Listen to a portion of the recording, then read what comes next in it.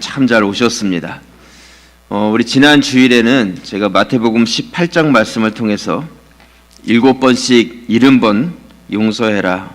우린 도저히 갚을 수 없는 1만 달란트의 빚진 자들이었는데 우리는 탕감받은 자들이다. 이런 말씀을 드렸습니다. 우리 주님께서 우리의 죄를 용서하신 것은 우리도 나가서 그러한 삶을 살라고 우리에게 주신 용서의 메시지며 명령이라는 말씀을 드렸습니다. 그렇다면 여러분 지난 한 주간은 어떠셨습니까? 들은 말씀을 기억하며 용서의 마음으로 한 주간을 살아오셨습니까? 제가 저희 아내랑 이렇게 지내면서 주변의 분들이 그런 말씀들 많이 하십니다. 목사님 부부는 안 싸울 것 같습니다.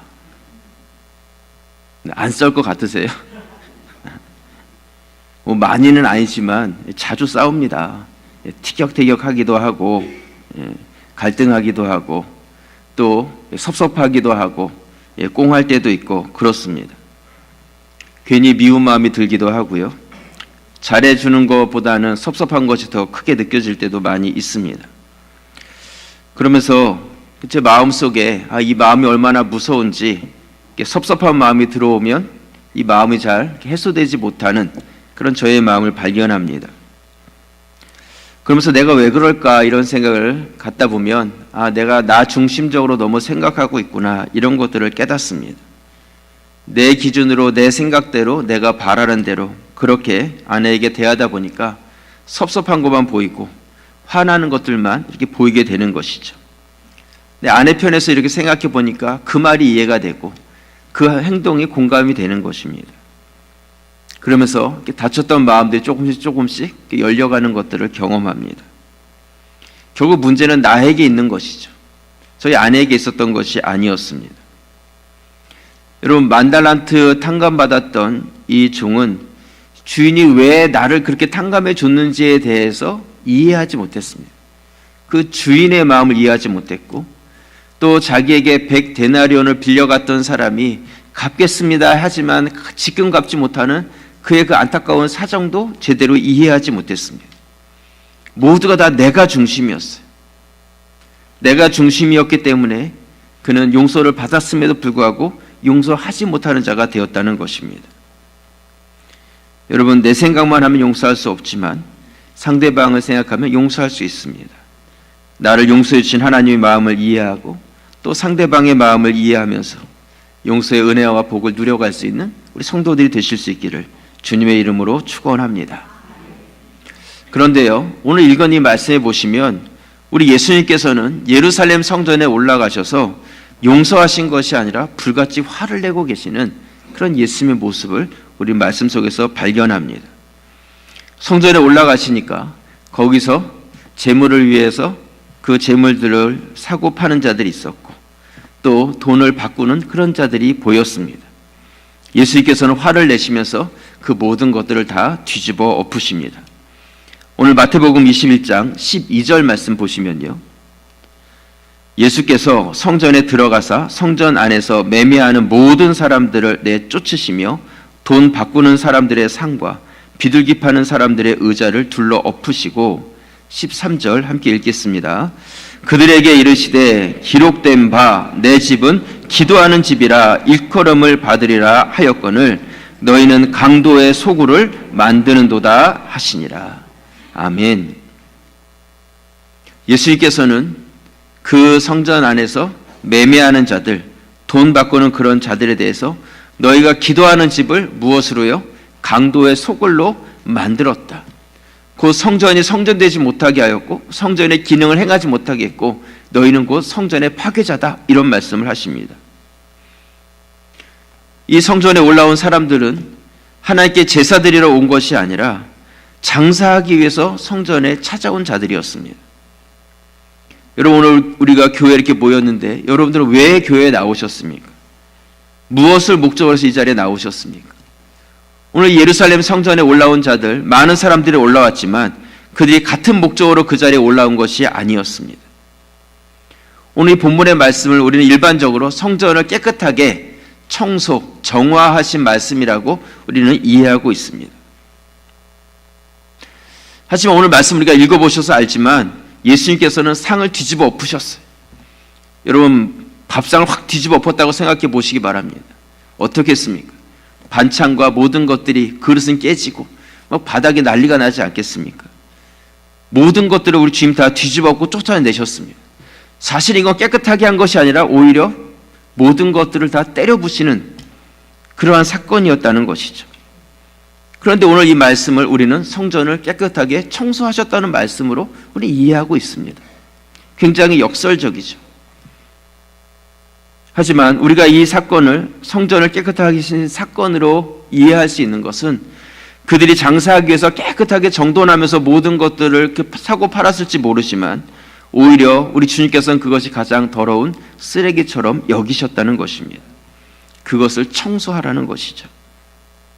성전은 하나님께 예배하고 기도드리는 곳이지, 돈 버는 장소로 가게 문을 열듯이 그렇게 사용되어야 되는 장소가 아니라는 것입니다. 재물을 끌어가지고 오는데 어려움이 있었을 것입니다. 로마 황제의 얼굴이 새겨진 동전으로 하나님께 드릴 수 없기 때문에 환전해야 될 필요가 있었을 것입니다. 그러니까 자기가 편리하기 위해서 제사를 드리러 가기 위해서는 어떤 재물을 끌고 가는 것이 아니라 그냥 돈만 가져가면 되는 거예요. 가면 거기서 다 재물도 또 돈도 모든 것들이 다 해결이 될 수 있었습니다. 성전에서 제사 드리는 이 모든 것들이 점점 편리해졌습니다. 그런데 하나님께서는 그런 제사를 기뻐하지 않으셨습니다. 기뻐하지 않으신 정도가 아니라 그의 아들이 이 모든 것을 뒤집어 엎어버리셨습니다.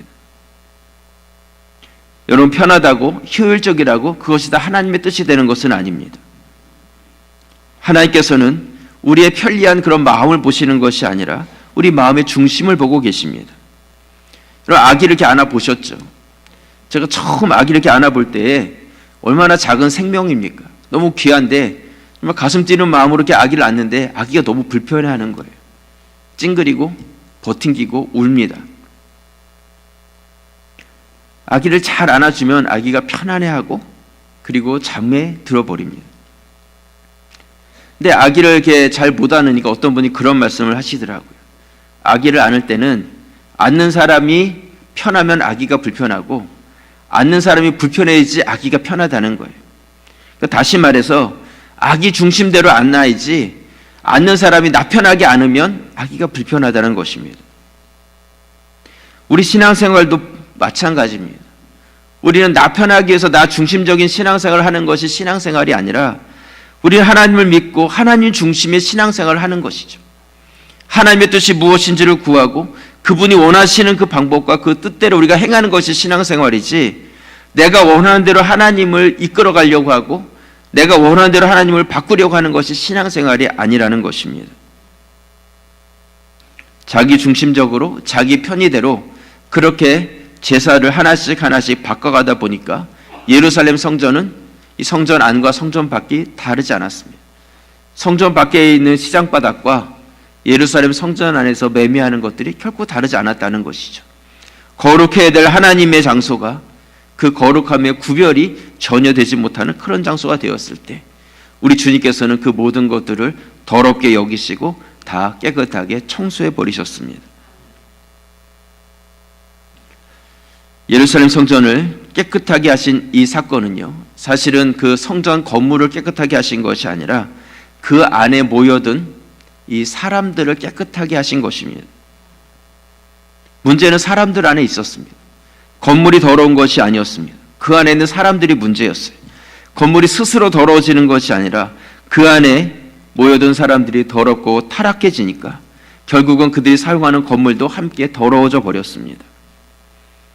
고린도전서 3장 16절 말씀 보시면요, 너희는 너희가 하나님의 성전인 것과 하나님의 성령이 너희 안에 계시는 것을 알지 못하느냐.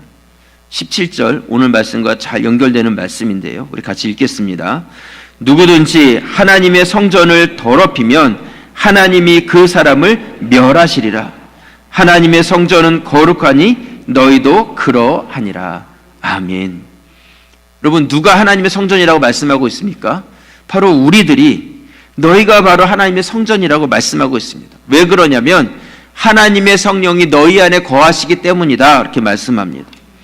성령이 우리 안에 계시기 때문에 우리는 거룩한 성령이 계시는 성전이 되었다는 것입니다. 그런데 그 거룩한 성전이 그 거룩함을 잃어버리게 되었을 때 하나님께서 그것을 멸하신다고 말씀하고 있습니다. 예수님께서 성전을 그렇게 깨끗하게 하신 이유도 여기에 있습니다. 누구든지 하나님의 성전을 더럽히면 하나님이 그 사람을 멸하시리라. 하나님의 성전은 거룩하니 너희도 그러하니라. 여러분, 하나님의 성전은 건물이 아니라 바로 우리들, 바로 여러분들입니다.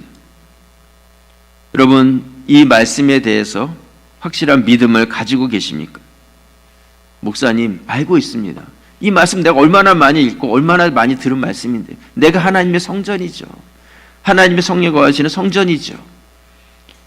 여러분들이 그렇게 그 사실에 대해서 알고 믿는 것에 대해서 분명한 확신을 가지고 있냐는 것이죠. 정말 여러분들이 성전된 삶을 살고 있냐는 거예요. 내가 정말 예수 그리스도를 믿고 있냐는 것이죠. 성령이 내 안에 계시다는 그 사실에 대한 분명한 확신을 가지고 살아가고 있냐는 것입니다. 이 확실한 믿음들이 내 안에서 흔들리지 않고 견고하게 붙잡혀져 있냐는 것이죠. 이것이 있어야지 우리 삶의 변화가 일어나기 시작합니다. 여러분, 우리가 하나님의 성전이라는 이 말씀은 대단한 말씀이에요. 어마어마한 말씀입니다. 저는 요즘 교회 오면요, 굉장히 마음이 기쁘고 즐겁습니다. 우리 모든 성도님들이 마음을 모으고 교회를 사랑하는 마음으로 헌금을 해주셔서 우리 교회 엘리베이터가 이렇게 잘 완성이 됐습니다. 담당하시는 분들이 많은 수고를 해주셨습니다. 너무 감사합니다. 그래서 불안불안하게 계단을 오르락내리락 하셨던 분들이 엘리베이터를 타고 편하게 이렇게 다니시는 것을 보면 안심도 되고 참 기쁨도 있습니다. 또 교회 앞에 이렇게 주차장도요, 비가 오면 물이 고이고 질적거리고 또 어린이집 아이들이 이렇게 뛰어가다가 다리가 걸려서 넘어지기도 하고 이랬었는데, 이제 모든 주차장이 깨끗하게 이렇게 정돈이 되니까 얼마나 좋고 예쁜지 모릅니다. 그래서 어떤 성도님들 그런 말씀을 하시더라고요. 목사님, 우리 교회 인물이 바뀌었습니다. 그러시더라고요. 교회냐 얼굴이 탁 멋있게 변하고 바닥까지 탁 이렇게 놓으니까 인물 났다는 거예요, 한마디로. 네. 여러분, 그 외형적으로 보이는 건물도 이렇게 아름답게 꾸미고 이렇게 정돈이 되면 너무 기분이 좋은데, 이 건물보다 더 귀한 우리 한 사람 한 사람, 우리가 하나님 앞에서 정돈되고 정결한 모습으로 설 때 그 모습이 얼마나 아름답겠습니까? 그렇기 때문에 우리는 늘 정직하게 우리 자신에게 질문해야 합니다. 내 안에 예수 그리스도가 있는가? 성령께서 역사하고 계시는가? 내가 그분에 대한 확실한 믿음을 가지고 있는가? 그분이 멀리 계신 분이 아니라 내가 성전이 되었고 성령께서 나와 친밀하게 함께 계시다는 그 사실에 대한 확실한 믿음을 가지고 살아가고 있는가? 이것에 우리 끊임없는 질문과 그 질문을 통해 나를 깨끗게 하는 그런 삶을 살아가야 하는 것입니다. 여러분, 우리 주님은요, 멀리 계신 분이 아니십니다. 멀리 계신 분이 아니세요. 왜냐하면 우리가 주님의 전이 되었거든요. 여러분, 예배 마치시면 어디 가세요? 뭐 다른 데 빙글빙글 도실 수도 있겠지만 결국에는 집에 가시잖아요. 집에 가셔서 이제 주무시고, 뭐 여행을 갔다가도 결국은 집으로 돌아오게 되어 있습니다. 왜 그러겠습니까? 거기가 내가 있어야 될 곳이기 때문이라는 것이죠. 우리가 하나님의 성전이 되었다는 그 사실은 성령께서 우리 안에 늘 함께 계신다는 것입니다. 여러분, 우리가 집에 있다가도 뭔가 일이 있으면, 볼 일이 있으면 나갈 수 있을지 모르지만 우리 안에 들어오신 성령께서는 우리를 성전 삼으셔서 나가지 않고 우리와 늘 함께 친밀하게 거하고 계십니다. 요한복음 14장 16절 말씀 보시면요, 내가 아버지께 구하겠으니 그가 또 다른 보혜사를 너희에게 주사 영원토록 너희와 함께 있게 하리니. 17절 함께 읽겠습니다. 그는 진리의 영이라 세상은 능히 그를 받지 못하나니 이는 그를 보지도 못하고 알지도 못함이라. 그러나 너희는 그를 아나니 그는 너희와 함께 거하시며 또 너희 속에 계시겠습니다. 아멘. 우리 성령께서는 영원히 우리와 함께 계시고 세상은 알지 못하지만 우리는 그 성령을 알 수 있는데, 어떻게 알 수 있냐면 성령께서 우리와 함께 거하시기 때문이라는 것입니다. 어떤 분들은 그런 말씀을 하십니다. 아, 성전이 되어야지 어떻게 하면 성전이 될 수 있을까? 사실은 그것은 맞는 말씀이 아니에요. 왜냐하면 성령께서 이미 여러분 가운데 임재해 계시기 때문에 내가 성령이 되어야지, 성전이 되어야지 하지 않아도 이미 여러분들은 성전된 자가 되었다는 것입니다. 여러분은 이 사실에 대해서 전적으로 믿으시면 되는 거예요. 내 안에 성령이 계시고 나는 성전된 자가 되었다는 이 사실. 그래서 가정에서나 교회에서나 나의 모든 삶의 순간 가운데 그 주님께서 떠나지 않고 나와 함께하고 계시다는 그 사실에 대한 믿음과 확신을 가질 때 우리는 변화가 일어나기 시작합니다. 지금까지 그렇게 살아왔던 그런 삶이 아니라 절대적인 믿음, 확실한 믿음을 갖기 시작할 때 그때부터 내 안에서 변화가 일어나죠. 왜냐하면 내가 그 성령님과 친밀해졌기 때문에 내 뜻대로 내 마음대로 내 중심대로 살아갔던 인생이 이제는 그 말씀대로 성령의 인도하심대로 우리가 살아가기 시작하기 때문이라는 것입니다. 여러분, 만약 오늘 예배 자리에 오셨는데 어떤 낯선 술 취한 사람이 이 예배실에 들어와서 소리를 지르고 또 먹은 것을 토하고 또 교회 물건들을 막 망가뜨린다고 생각해 보시기 바랍니다. 어떻게 하시겠습니까? 누군가 와서 그렇게 교회를 다 더럽게 만든다면 어떻게 하시겠어요? 아마 여자분들만 계신다면 전화하실 거예요. 119죠? 112에다 하시나요? 이상한 사람이 왔습니다. 남자분들 같으면 어떻게 하시겠습니까? 이 사람이 어디 와서 행패냐고 소리를 지를 것입니다. 술 깨고 다시 오라고 아마 쫓아낼 것입니다. 더러워진 곳을 다 깨끗하게 청소할 것입니다. 당연히 그렇게 하는 것이죠. 여러분, 우리가 주님의 영이 거하시는 성전이 되었다는 것, 그것은 우리를 더럽게 하지 못하도록 우리를 지켜간다는 것입니다. 혹시라도 내가 더러워짐이 있다면 그것을 깨끗하게 청소하는 것이 바로 성전된 삶입니다. 여러분, 우리가 그 주님과 함께 거하는 성전이 되었기에 우린 그분을 늘 의식하고 친밀한 삶을 살아가야 합니다. 이건 머리로만이 아니라 우리의 마음으로 우리가 주님과의 그 친밀함을 지켜가야 하는 것입니다. 지난 금요일에 한몸 기도회가 있었습니다. 많은 분들이 함께 하셨고 같이 합심해서 기도하는 은혜의 시간을 가졌습니다. 그때 우리 박현진 목사님 모셔서 하나님을 가까이 하라라는 제목으로 말씀을 전해주셨는데 그때 창세기 말씀을 나눠주셨습니다. 창세기 18장 17절 말씀, 우리 같이 말씀 읽겠습니다. 여호와께서 이르시되 내가 하려는 것을 아브라함에게 숨기겠느냐. 아멘. 하나님께서는 지금 소돔과 고모라 성을 멸망시킬 계획을 가지고 계셨습니다. 그런데 이 멸망시킬 그 계획을 누구에게요? 아브라함에게 숨기지 않고 다 말씀해 주셨어요. 아브라함은 그래서 하나님, 그 성 안에 의인이 있어도 멸망하시겠습니까? 그러한 하나님과 아브라함 가운데 그러한 어떻게 보면 딜을 하듯이 그러한 기도와 친밀한 대화들이 이어져 갑니다. 하나님께서는 아브라함에게 자신의 계획을 다 나누시고 알려주셨습니다. 한번 생각해 보시기 바랍니다. 하나님의 뜻과 계획을 우리들에게 알려주시고 또 우리가 그것을 알고 살아갈 때 그 삶이 얼마나 힘이 나고 재미가 있겠습니까? 이것이 바로 친밀한 자들이 얻는 유익이라는 것이죠. 아브라함은 그러한 삶을 살아갔고 또 우리가 주님의 전으로서 그러한 주님을 모신 자다운 삶으로 우리가 그렇게 살아가줘야 한다는 것입니다. 어떤 분이 저에게 그런 질문을 하셨어요. 목사님, 어떻게 하면 목사님하고 친해질 수 있나요? 웃으시는 거 보니까 나도 그 질문 하고 싶은데 그러시는 것 같은데. 네. 여러분, 제가 뭐 어려운 사람도 아니고 멀리 있는 사람도 아닙니다. 언제든지 연락하시고 언제든지 찾아오실 수 있고 차 한잔 나누면 얼마든지 가깝고 친해질 수 있습니다. 그러면서 오늘 이 말씀을 이렇게 준비하면서 이 친밀함이라는 것이 어떤 것인가, 또 우리가 하나님의 영을 모신 자로서 그분과 친밀해야 된다는 말씀을 제가 드려야 되는데 이 친밀하다는 그 기준이 무엇인가에 대해서 많이 생각을 했습니다. 여러분, 친한 사람과 친하지 않는 사람을 어떻게 구분하십니까? 한 공동체 안에 있고 이러면서도 저 사람은 친한 사람이야, 저 사람은 그냥 아는 사람이야, 뭔가 이 기준이 어디에 있냐는 것이죠. 젊은 사람들은 결혼식 할 때 내가 축의금을 얼마 내야 하느냐? 5만 원을 내자니까 그만큼 친하지 않은 것 같고 3만 원을 내자니까 밥값도 안 되는 것 같고 고민을 한다는 것이죠. 근데 5만 원과 3만 원의 기준이 무엇입니까? 얼마나 친하냐의 기준이죠. 근데 그 기준은 무엇이냐면 내가 친하다고 믿으면 친한 거예요. 근데 내가 친하지 않다고 생각하면 친하지 않은 것이죠. 정말 중요하고 친한 친구라면 5만 원이 아니라 50만 원을 내도 아깝지 않습니다. 여러분, 저에 대해서 나는 목사님하고 친해. 여러분이 그렇게 믿으면 친한 거예요.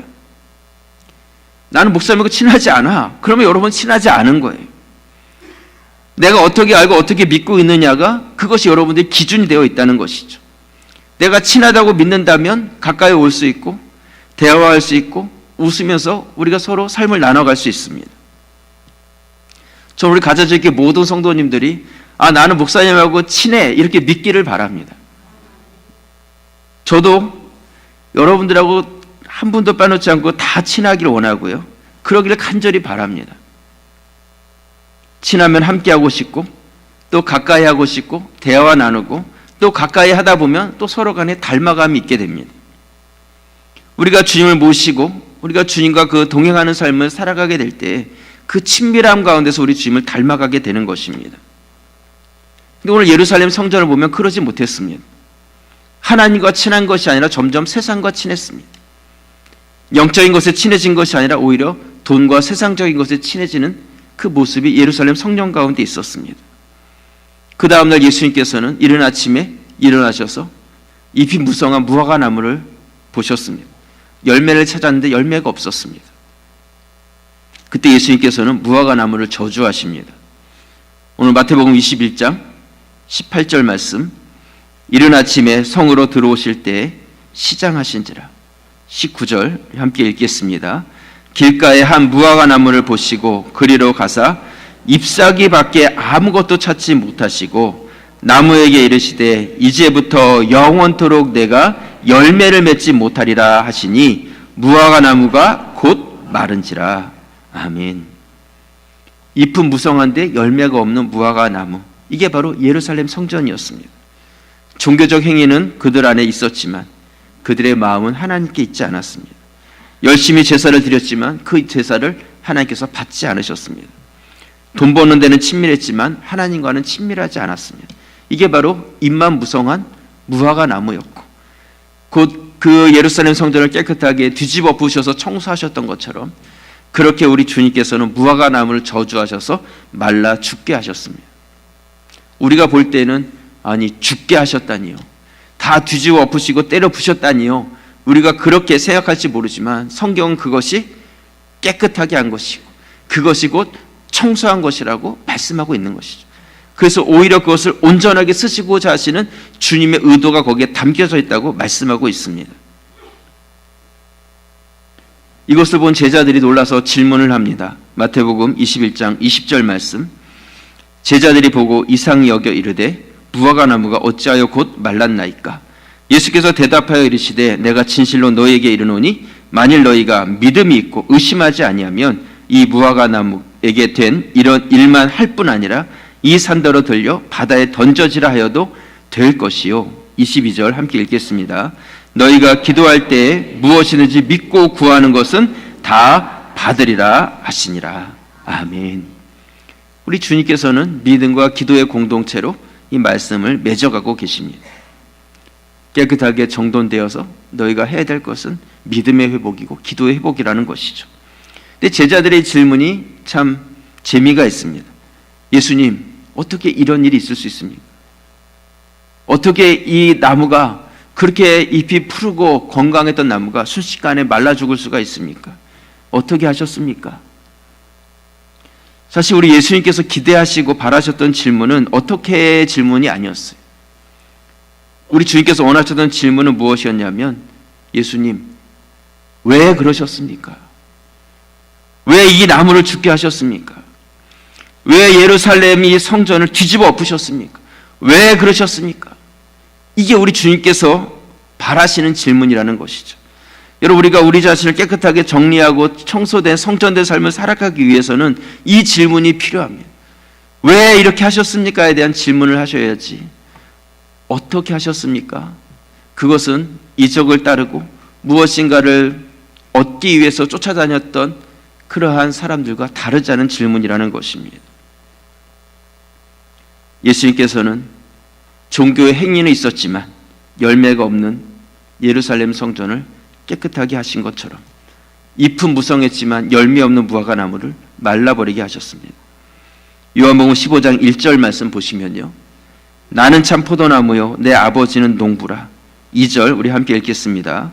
무릇 내게 붙어 있어 열매를 맺지 아니하는 가지는 아버지께서 그것을 제거해 버리시고 무릇 열매를 맺는 가지는 더 열매를 맺게 하려 하여 그것을 깨끗하게 하시느니라. 아멘. 우리 주님 원하시는 것은 우리가 주님 앞에서 나를 정결케 하고 열매 맺는 삶을 우리에게 요구하고 계십니다. 큰 집에 많은 그릇이 있지만 쓰임받는 그릇은 금그릇도 은그릇도 아니고 깨끗한 그릇이 쓰임받는 것입니다.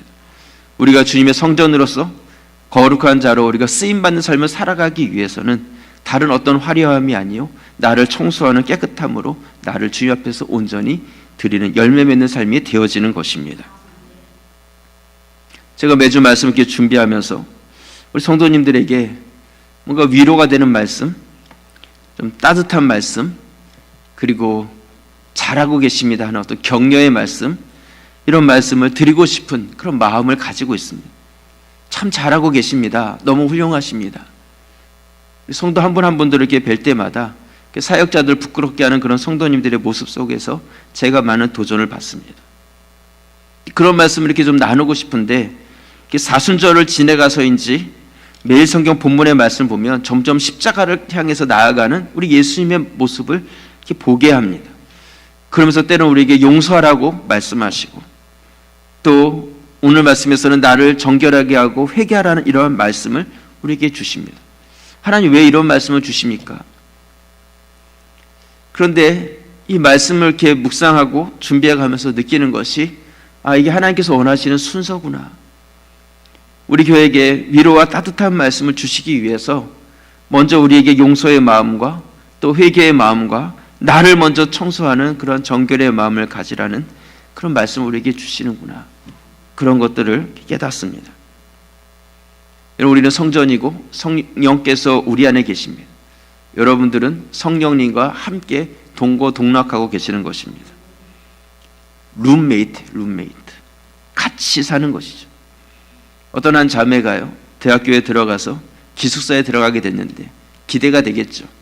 처음 대학생활이고 집을 떠나서 또 낯선 사람과 같이 이제 룸메이트라고 지내야 되는데 만난 룸메이트가 정말 기본이 안 된 룸메이트를 만났다는 거예요.